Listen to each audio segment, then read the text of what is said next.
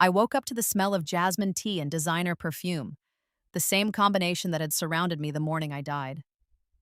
My hands trembled as I gripped the silk sheets. The bed was too soft, too familiar. I knew these sheets. I'd bled on them once after Marcus's mother had accidentally pushed me down the stairs. That was 3 years into our marriage in my previous life. But I died 5 years into our marriage, and I died badly. Emma, are you awake? Marcus's voice filtered through the door, cold and impatient. Mother wants to see you in the drawing room. Don't keep her waiting. I stared at the ceiling, my heart hammering.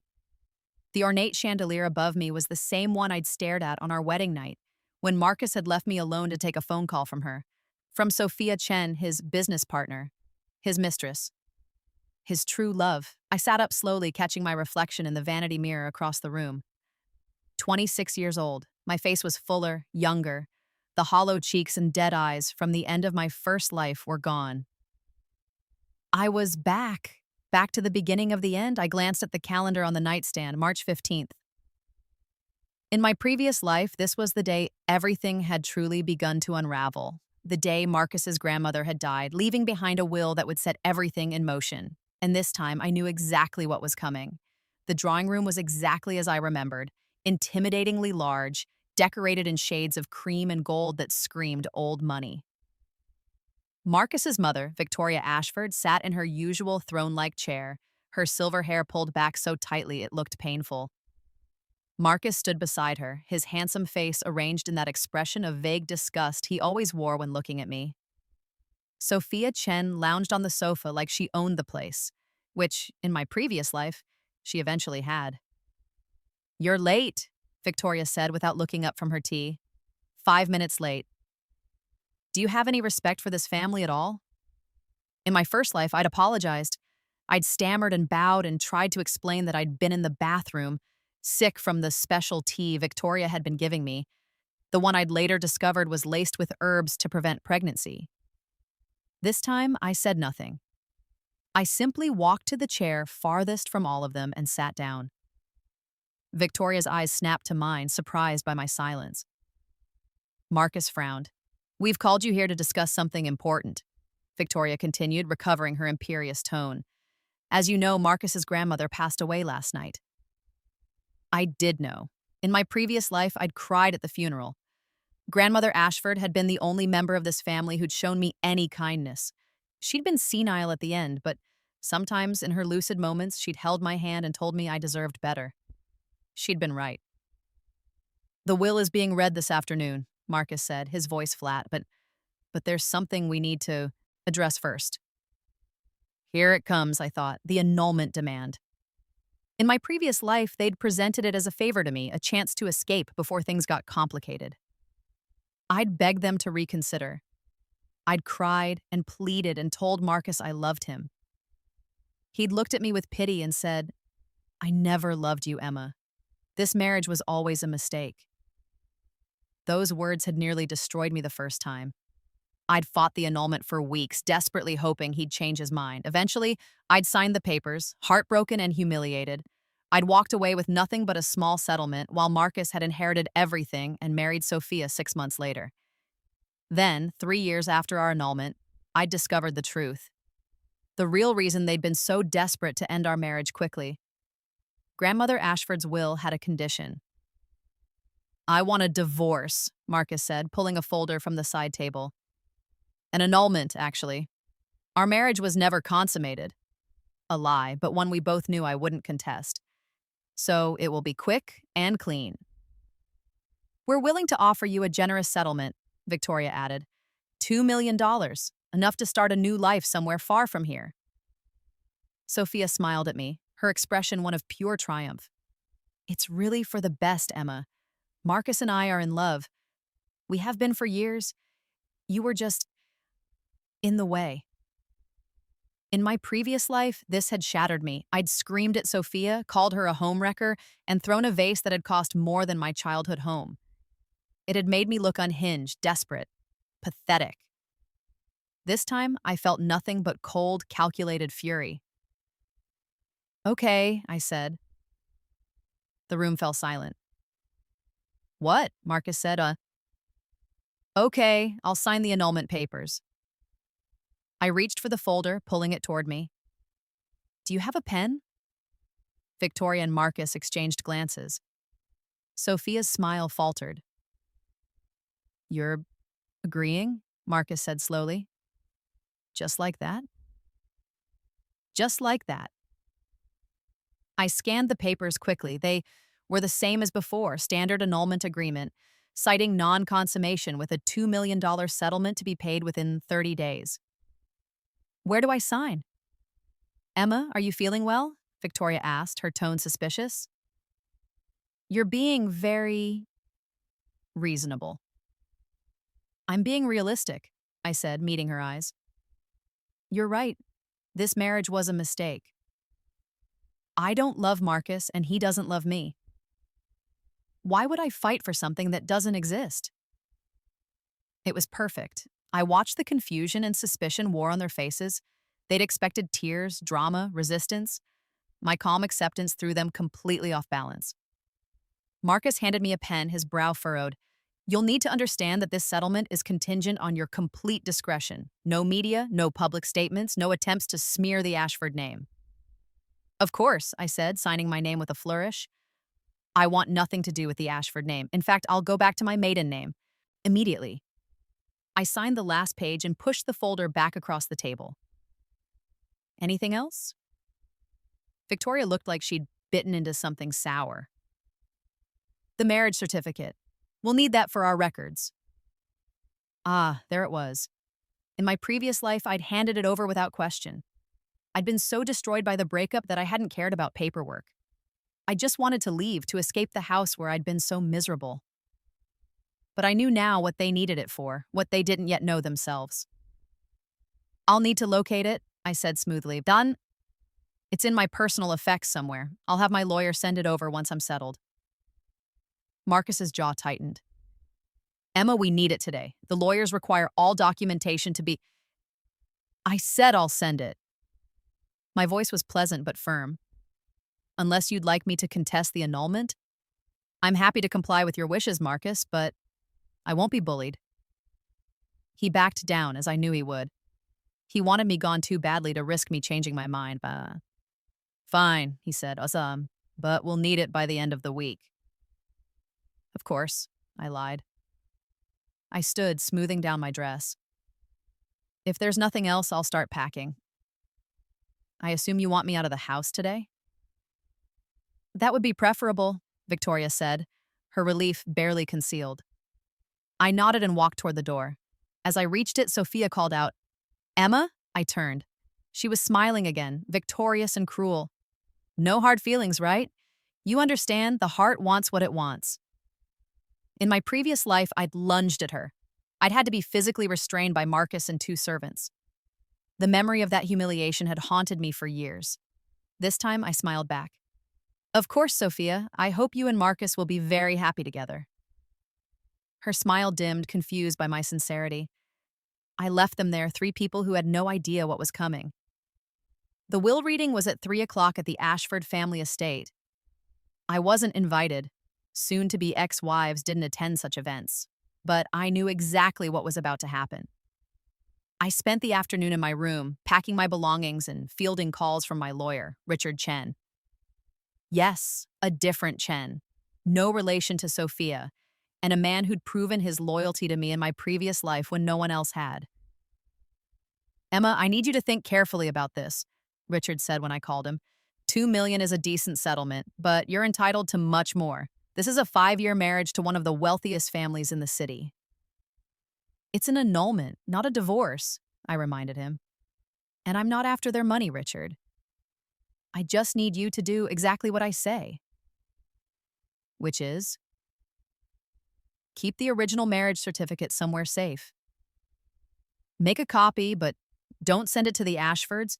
Tell them you need time to locate it, verify it, whatever excuse you can think of. String them along for at least a month. Emma, trust me, Richard. Please, he sighed. You know I do, but need to understand what's happening here. Why are you agreeing to this annulment so easily? And why are you playing games with the marriage certificate? Because in about 2 hours, Marcus Ashford is going to discover that he can't inherit a penny of his grandmother's $50 million estate without proving he's been married for at least 5 years. Silence on the other end of the line. Emma, how could you possibly know that? I closed my eyes, remembering my previous life. The desperate phone calls from Marcus 3 weeks after our annulment was finalized. The revelation that Grandmother Ashford's will contained an ironclad requirement.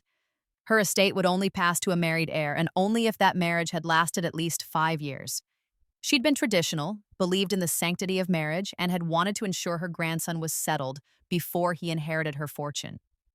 Marcus and I had been married for 4 years and 11 months when he demanded the annulment.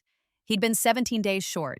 In my previous life, by the time he'd realized his mistake, it was too late. The annulment was finalized. He'd tried to bribe me to claim we'd lied about the dates, to backdate our marriage, even to remarry him. I'd refused, too hurt and angry to help him. The estate had gone to a distant cousin. Marcus had sued, contested the will, spent millions on legal fees. He'd lost everything, his inheritance, his company, which had been propped up by Grandmother Ashford's money, and eventually Sophia. Turned out she was only interested in rich Marcus, not broke Marcus. The irony was perfect. He'd thrown away our marriage to be with her, and in doing so had lost everything that made him attractive to her. But here was the beautiful part, the twist I'd only learned about 2 years after my death. Even if the annulment had been contested or reversed, even if we'd tried to claim the marriage was still valid, it wouldn't have mattered, because the will's language was specific. 5 continuous years of marriage, evidenced by a valid, uncontested marriage certificate. The moment Marcus had filed for annulment, he'd contested the marriage. The will's conditions could no longer be met, even if he somehow convinced me to tear up the annulment papers. He'd destroyed his inheritance the moment he'd signed those papers. And in this life, I'd made it even worse for him, because I'd agreed immediately, making him believe I'd cooperate, making him confident enough to finalize the annulment quickly. And I had the marriage certificate, the one piece of evidence he'd need to even attempt to challenge the will. Richard, I said quietly, just trust me. Keep that certificate safe. Don't let anyone from the Ashford family or their lawyers get anywhere near it. Consider it done, he said. But Emma, when this is over, you're going to owe me one hell of an explanation. Deal. I hung up and continued packing. I didn't have much. Most of the expensive clothes and jewelry in the closet had been gifts from Victoria, chosen specifically to make me look like the proper Ashford wife. I left all of it except for my grandmother's wedding ring, which Marcus had dismissed as quaint but allowed me to keep. My phone rang. Marcus. I let it go to voicemail. It rang again. Victoria, voicemail. Then Sophia. I almost laughed. Finally, Marcus himself appeared at my door, his face flushed with anger or excitement. I couldn't tell which. Emma, we need to talk. I thought we'd said everything this morning, I replied, continuing to fold my clothes. The will reading just finished. Congratulations on your inheritance. He paused, thrown by my assumption. It's complicated. How so? There's a condition on grandmother's estate. A marriage condition? I looked up, arranging my face into an expression of mild surprise. Oh? I need to be married for 5 years to inherit. Continuously married. He ran a hand through his hair, a gesture I'd once found endearing and now just found pathetic. Our annulment. We might need to reconsider the timeline. What do you mean? I need you to say we've been married for 5 years. Our anniversary was last month. We just need to adjust the annulment filing. Say we were separated for a year first, then filed. The marriage certificate will show the 5 years. I set down the blouse I'd been folding. Marcus, we signed annulment papers this morning. Annulment, not divorce. That means we're saying the marriage never validly existed. Yes, but we can change that. File for divorce instead. It'll take longer, but what? You get your inheritance and then divorce me anyway? He had the grace to look uncomfortable. You'd be compensated. More than 2 million. Name your price. In my previous life, I'd named my price, 10 million. He'd agreed. We'd filed for divorce instead of annulment. But his lawyers had found a loophole, some clause about me having to remain married to him until the estate was fully transferred, which took 6 months. During those 6 months, I'd had to attend family events, play the happy wife, and watch him openly parade Sophia around. Then, the day the last asset was transferred, he'd served me with divorce papers and the prenup I'd stupidly signed before our wedding had been enforced. I'd gotten 3 million instead of 10. He'd gotten 50 million. Sophia had gotten Marcus, the restored wealth, and everything I'd suffered for us, huh? No, I said simply. No? No, I don't want to be married to you for even one more day, Marcus. I don't care about your inheritance. Emma, be reasonable. I am being reasonable. You wanted an annulment. I gave you an annulment. Now you want to undo it because it's inconvenient? That's not my problem. His expression hardened. You're upset, I understand, but this is business. $50 million is at stake. Your $50 million, not mine. I'll give you 10 million, 20, just cooperate. I almost felt sorry for him. He was so predictable. Marcus, the annulment papers are signed. You can't just undo that because you made a mistake. We haven't filed them yet. We can tear them up, pretend this morning never happened, but it did happen. You told me you never loved me. Sophia told me you've been having an affair for years. Your mother offered me money to leave quietly. That all happened. For fuck's sake, Emma, I'm trying to give you $20 million. I don't want it. I zipped up my suitcase and faced him fully. I want a clean break. I want to move on with my life. I want to forget I was ever stupid enough to marry someone who didn't love me. You're being emotional. I'm being smart. $20 million in exchange for 6 more months of being humiliated by you and your family? Of watching you with Sophia? Of pretending we're a happy couple while you count down the days until you can divorce me? No, thank you. He stared at me, clearly struggling to understand. The Emma he knew, the Emma I'd been in my first life, would have jumped at $20 million. She'd been desperate for any scrap of love, any acknowledgement that she mattered. But I wasn't her anymore. What do you want? He asked finally. There has to be something you want. I want you to leave me alone. I want the 2 million from the settlement, and I want to never see you or your family again. The marriage certificate, he said suddenly. You said you needed to find it. You have it, don't you? I smiled. Of course I have it. It's my marriage certificate. I need it to prove the 5 years to the estate lawyers.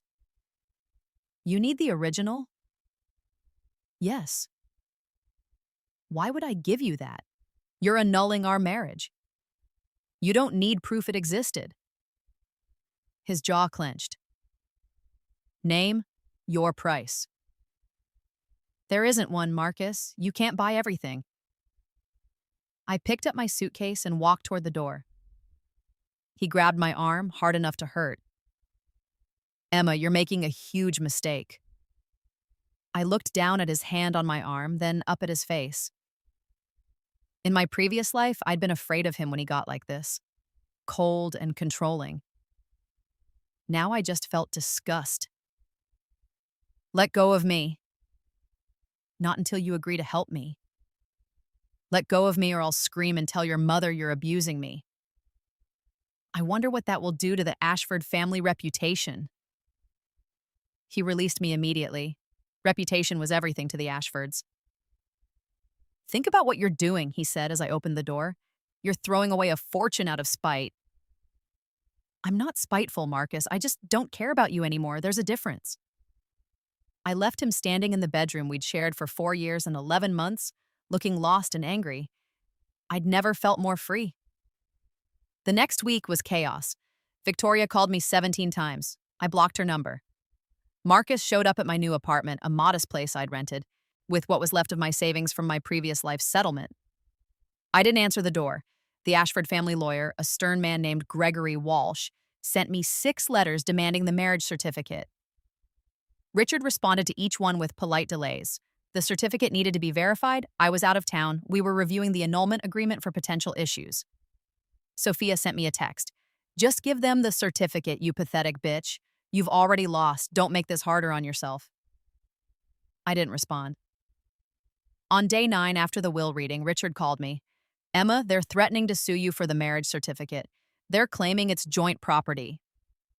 Let them sue, I said. How long will that take?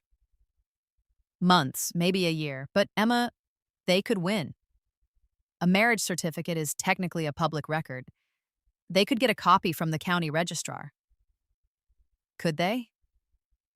Well, yes, unless what? Unless there was some reason the registrar couldn't provide it. A filing error, maybe.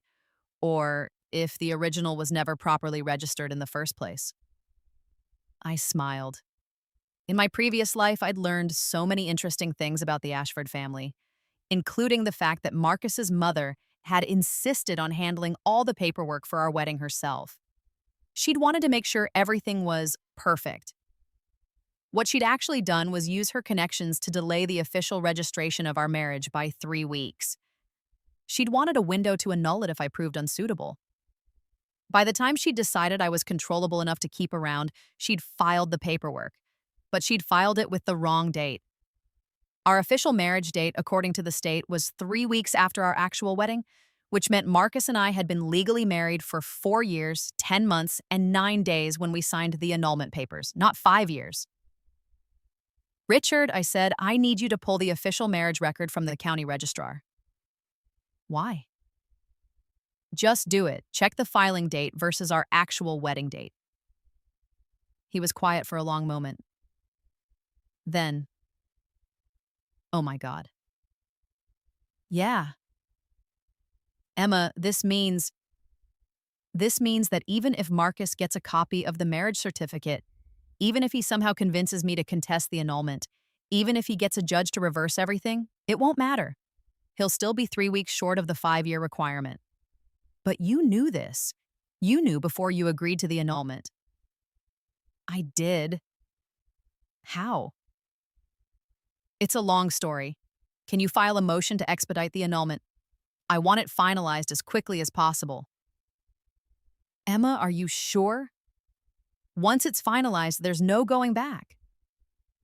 If Marcus somehow finds a way around this, there is no way around it. The will is ironclad. Grandmother Ashford knew what she was doing. In my previous life, I'd learned that Grandmother Ashford had never liked Sophia. She'd seen through the other woman's gold digging, ways immediately. The marriage requirement wasn't just about tradition, it was a test. She'd wanted to make sure Marcus was committed to his marriage, that he could sustain a relationship for 5 full years before inheriting her wealth. Marcus had failed that test spectacularly. File the motion, I told Richard. End this marriage as quickly as possible. You're playing with fire, Emma. I know, but I've already been burned. I'm just returning the favor. The annulment was finalized on day 14. I'd pushed for the fastest possible timeline, and Richard had delivered. The judge had signed the papers, and Emma Ashford officially ceased to exist. I was Emma Hartley again, free. Marcus found out that afternoon. He showed up at my apartment at 7 p.m., pounding on the door, so hard I thought he might break it down.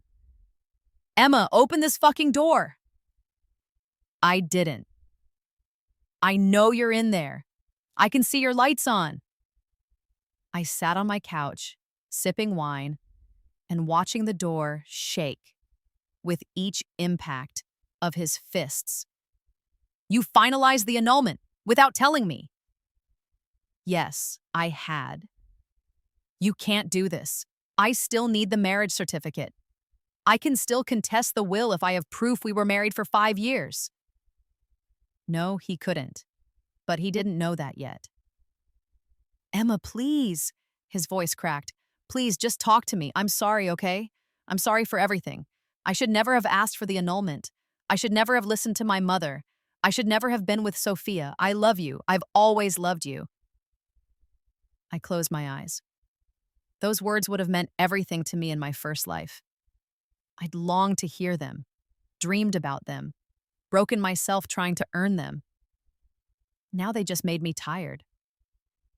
"I'll give you 30 million," he shouted. 40, 50. You can have half the estate, Emma. Just please, please cooperate. I took another sip of wine. After an hour, he left. I heard him slump against the door crying before he finally dragged himself away. I didn't feel guilty. I felt vindicated. Day 20, Victoria showed up. She was more composed than Marcus, but I could see the desperation in her eyes through the door's peephole. "Emma, dear, I know I haven't always been kind to you," she said, her voice sickly sweet. "I was wrong. I should have appreciated you more. Marcus should have appreciated you. We all made terrible mistakes." I didn't open the door. "I'm prepared to offer you a formal apology in front of the whole family. We'll have a dinner, invite all our friends, and I'll personally tell everyone how wrong we were about you." Still didn't open the door. 60 million, Emma. $60 million and a public apology. You'll never have to work again. You can travel the world, buy anything you want, live in luxury for the rest of your life. I yawned. "For God's sake, girl, what do you want? What will it take for you to help us?" I walked to the door and spoke through it for the first time. "Miss Ashford, I don't want anything from you. I just want you to leave me alone. You're being unreasonable. I'm being done. There's a difference. That inheritance should be Marcus's. His grandmother wanted him to have it. Then she shouldn't have put conditions on it, and Marcus shouldn't have failed to meet them.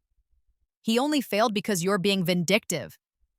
No, he failed because he threw away our marriage 17 days too soon. That's not vindictive. That's just karma." I heard her suck in a breath.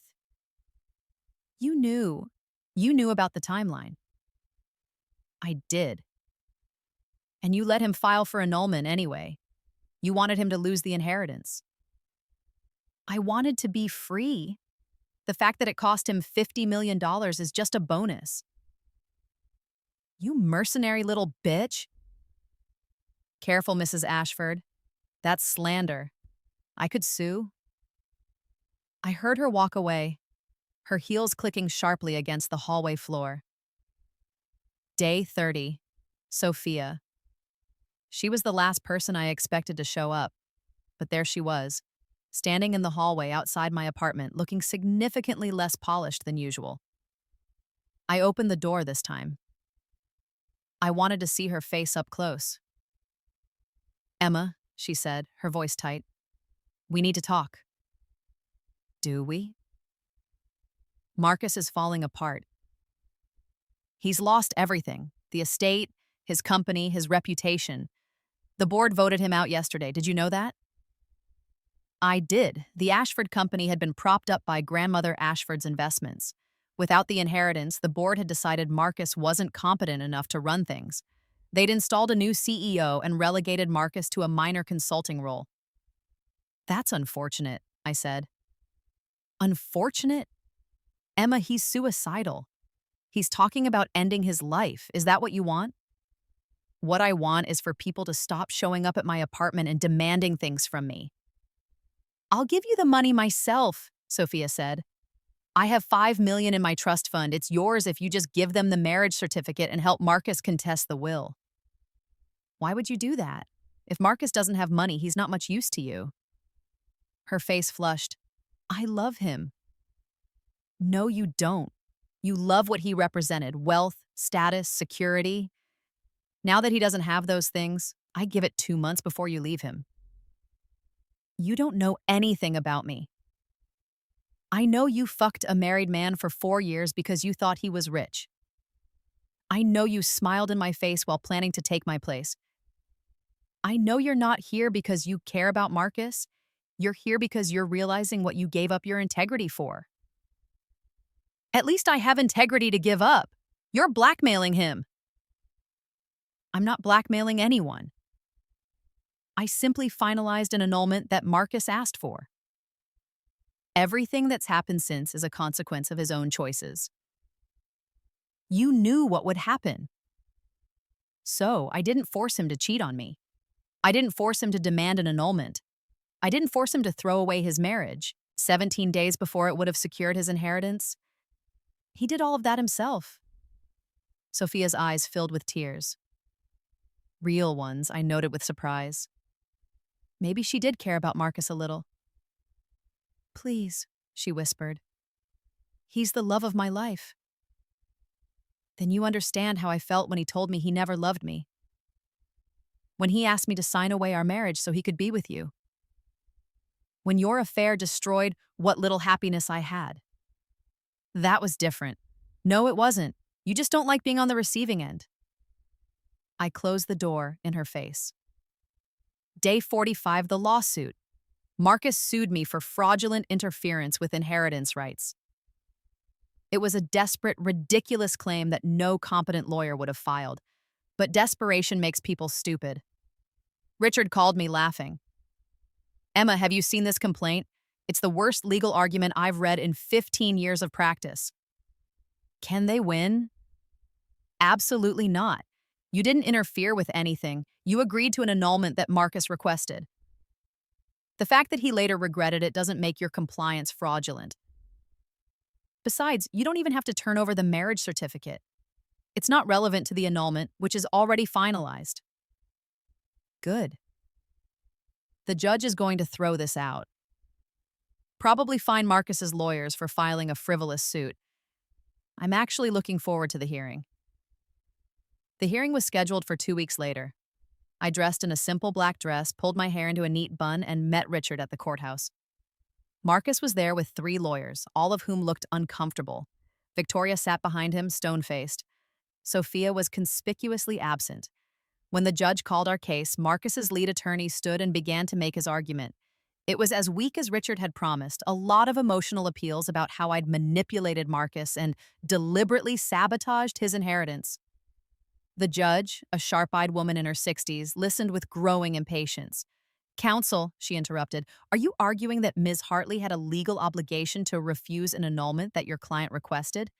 We're arguing that she knew about the inheritance requirements and used that knowledge to... To what? Agree to her husband's request for an annulment?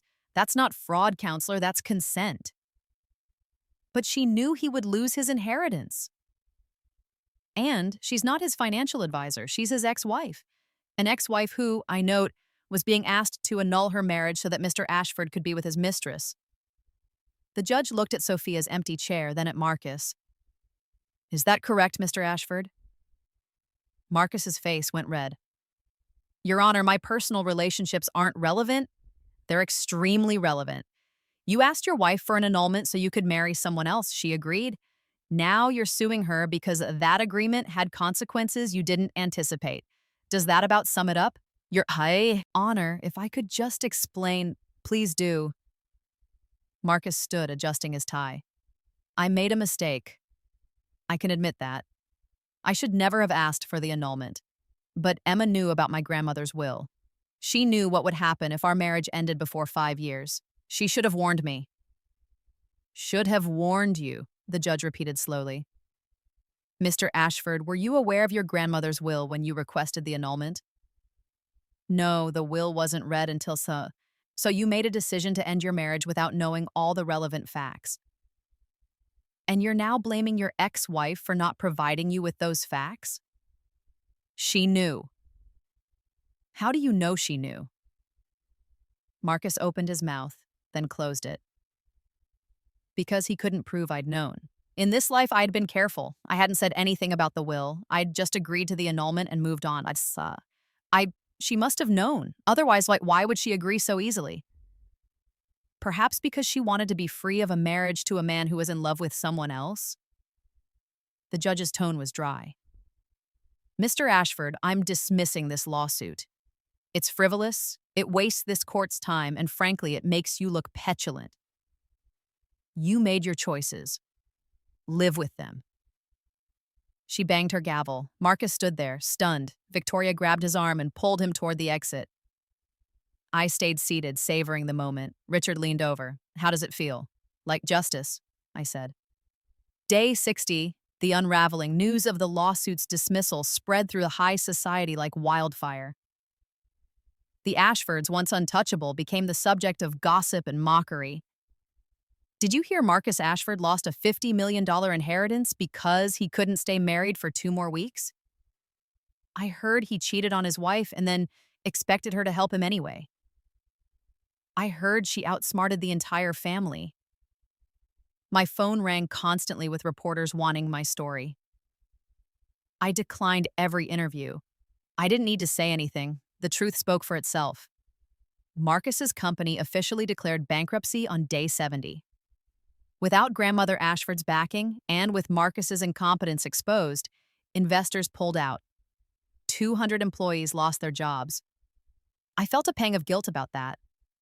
Those employees hadn't done anything wrong. But then I remembered, in my previous life, Marcus had fired me from my job at his company. I'd been his secretary when we met, and after we married, I'd continued working, trying to prove my worth. He'd fired me 2 years in because his mother had said it was unseemly for an Ashford wife to work. I'd lost my career because of him. Now his employees lost theirs because of his own greed and stupidity. Karma had a funny way of balancing the scales. Day 90, the breaking point. I was at a coffee shop working on my laptop. I'd started a consulting business and was actually enjoying building something of my own. When someone sat down across from me, Marcus, he looked terrible. He'd lost weight, his clothes were rumpled, and his eyes had dark circles under them. "Emma," he said. "Marcus, I have a restraining order being filed tomorrow. You might want to leave." "I'm not here to threaten you. I need to understand." "Understand what?" "Why? Why you did this to me?" I closed my laptop. "I didn't do anything to you, Marcus. You did this to yourself. You knew about the will. You could have warned me." "Could I have?" Let me think back to that day in the drawing room. Your mother offered me $2 million to disappear. You told me you never loved me. Sophia gloated about your affair, and you think, in that moment, I should have been worried about protecting your inheritance? I'm sorry about all of that. I was cruel. I was wrong. Yes, you were. So this is revenge? You destroyed my life for revenge? No, Marcus, I destroyed your life by agreeing to what you asked for. If that feels like revenge, maybe you should examine why you asked for something that would hurt you so badly. I didn't know. Exactly. You didn't know. You didn't bother to check your grandmother's will before ending your marriage. You didn't consider consequences. You just assumed everything would work out because it always has for you. You're a spoiled rich boy who's never had to face the results of his own actions. His jaw clenched. I loved my grandmother. I would have honored her wishes if I'd known. Would you? Would you really have stayed married to me if you'd known it was required for the inheritance? Yes. Bullshit. You would have white-knuckled through another few weeks and then divorced me the second the money was in your account. You would have made those weeks hell for me, reminding me every day that our marriage was a transaction and nothing more. Just like you did during those 6 months in... I stopped myself. I'd almost said in my previous life. In what? Nothing. It doesn't matter. The point is, you didn't love your grandmother enough to honor her wishes. You loved her money, and the second you thought you could have both the money and Sophia, you threw away the wife who might have helped you keep it. You're so sure you know everything about me. I know enough. He leaned back, studying me. You've changed. You're not the woman I married. No, I'm not. I'm better. Are you happy? Now that you've ruined me? I considered the question. Was I happy? In my previous life, I'd spent years after our divorce trying to rebuild. I'd been depressed, anxious, unable to trust anyone. The $2 million settlement, reduced to 1.5 after taxes and legal fees, had run out quickly. I'd ended up working 3 jobs just to make rent. Then I'd gotten sick. Cancer. The medical bills had decimated what little savings I'd managed to scrape together. I'd died alone in a hospital room with no one who cared about me, thinking about how different my life might have been if I'd just been smarter, stronger, better. Now, in this life, I had $2 million, invested wisely this time, a growing business, an apartment I owned outright, and my health. I had freedom. I had peace. I had myself back. Yes, I said, I'm happy. Not because I ruined you, because I saved myself. By destroying me. You destroyed yourself, Marcus. I just declined to save you. He stood abruptly. I hope you can live with what you've done. I sleep great, actually. You should try therapy. I hear it helps with accountability. He left without another word. I went back to my work, ordered another coffee, and didn't think about him for the rest of the day. Day 120, the final twist. I got a call from Richard. Emma, you need to hear this. What's up? Sophia Chen just filed for a protection order against Marcus. What? Why? She's claiming he's been harassing her, threatening her, blaming her for the loss of his inheritance. Apparently, he showed up at her apartment drunk and broke down her door. Is she okay? Physically, yes, but Emma, there's more. She's giving interviews, talking about how Marcus was abusive during their relationship, how he manipulated her, how she regrets the affair. I felt a cold satisfaction settle over me. She's rewriting history. Completely. She's positioning herself as a victim, and the public is eating it up. There are think pieces about how powerful men abuse their mistresses. Sophia's become this feminist icon overnight. Unbelievable. Wait, it gets better. She's also suing Marcus. For what? Emotional distress and damage to her reputation. She's claiming that he promised to leave you and marry her, that she turned down other opportunities because of those promises, and now she's suffered professionally because of the scandal. I started laughing. I couldn't help it. Emma? It's perfect, I managed between laughs. It's absolutely perfect. She helped destroy my marriage, and now she's destroying him. The lawsuit is bullshit, obviously, but it'll cost Marcus even more legal fees. He's already broke. This might push him into personal bankruptcy. Good. You're a little scary sometimes, you know that? I learned from the best, I said, thinking of all the Ashfords and their cold manipulation. Day 150.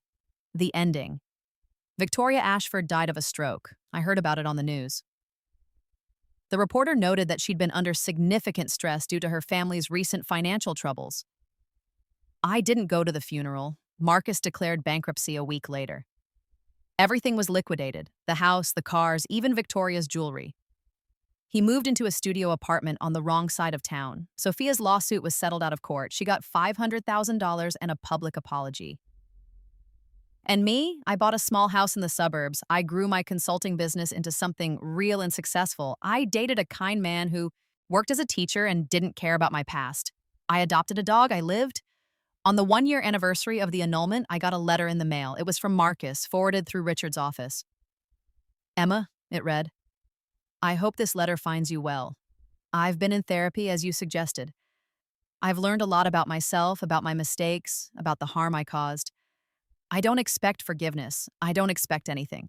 I just wanted you to know that you were right about everything. I destroyed my own life. You just had the strength to let me. I hope you're happy. You deserve to be. M. I read it twice, then put it in a drawer. Maybe someday I'd feel sorry for him. Maybe someday I'd forgive him. But not today. Today, I had a business meeting, then dinner with my boyfriend, then a dog to walk. I had a life to live, a real life, one I'd chosen, one that made me happy. I'd died once loving Marcus Ashford and gotten nothing but pain for it. I'd been reborn, and this time I chose myself, and that made all the difference. Epilogue, 5 years later. The doorbell rang while I was frosting cupcakes. I'll get it, My daughter called, racing toward the door on her 5-year-old legs. Let me check first, sweetheart, I said, wiping my hands and following her. Through the peephole, I saw a delivery man with a large manila envelope. I signed for it and opened it carefully.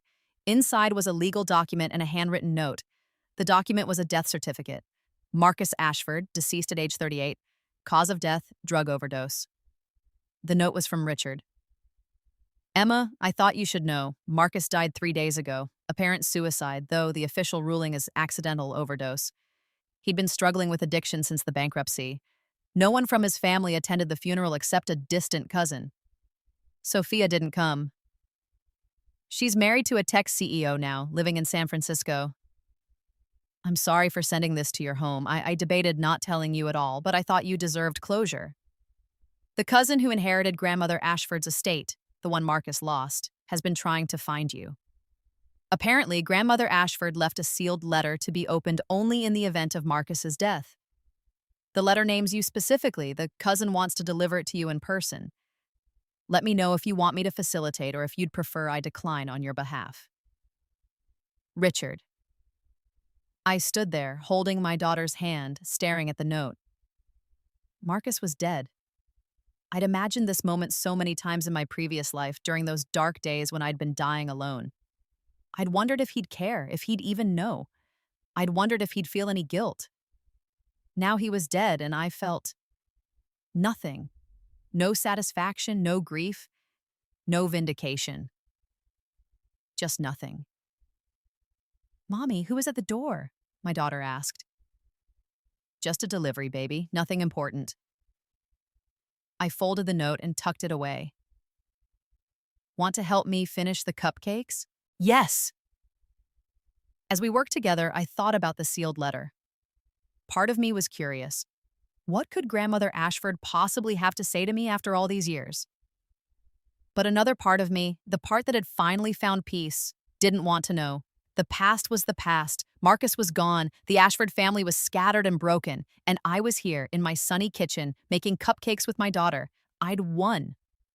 Not because Marcus had lost, but because I'd built a life worth living. The letter could wait, or I could throw it away unread. Either way, it didn't matter. I was free. And I was never looking back.